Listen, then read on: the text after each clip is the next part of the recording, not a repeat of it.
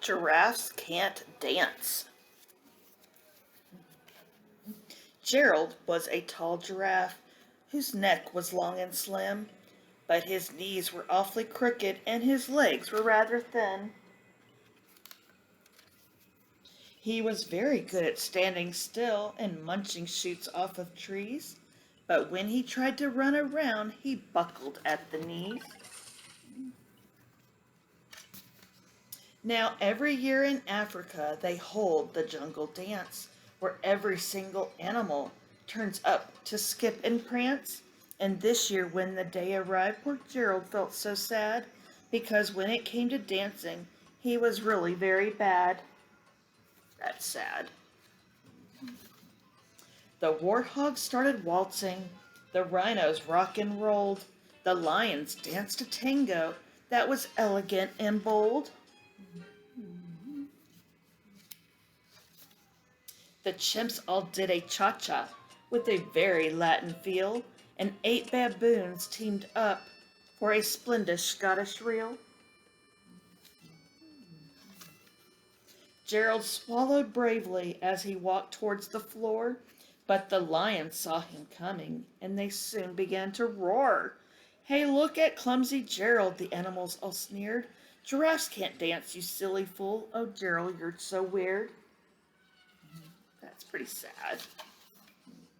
Gerald simply froze up. He was rooted to the spot. "They're right," he thought. "I'm useless. Oh, I feel like such a clot." So he crept off from the dance floor and he started walking home. He'd never felt so sad before, so sad and so alone. Then he found a little clearing and he looked up at the sky. "The moon can be so beautiful," he whispered with a sigh. "Excuse me," coughed a cricket who'd seen Gerald earlier on, "but sometimes when you're different, you just need a different song." That might be right.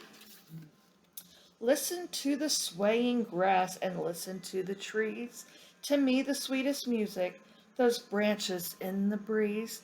So imagine that the lovely moon is playing just for you. Everything makes music if you really want it to. Yeah. With that, the cricket smiled and picked up his violin. Then Gerald felt his body do the most amazing thing.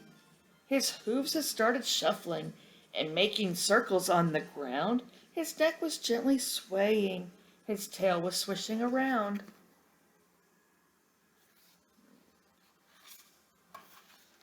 He threw his legs out sideways and he swung them everywhere. Then he did a backward somersault and leapt up in the air. Sure did. Gerald felt so wonderful. His mouth was open wide. "I'm dancing, yes, I'm dancing. I'm dancing," Gerald cried. Then one by one, each animal who'd been there at the dance arrived while Gerald boogied on and watched him quite entranced. They shouted, "It's a miracle! We must be in a dream. Gerald's the best dancer that we've ever seen." That must make him smile. "How did you learn to dance like that? Please, Gerald, tell us how." But Gerald simply twirled around and finished with a bow. Then he raised up his head and looked up at the moon and stars above. "We all can dance," he said, "when we find the music we love." The end.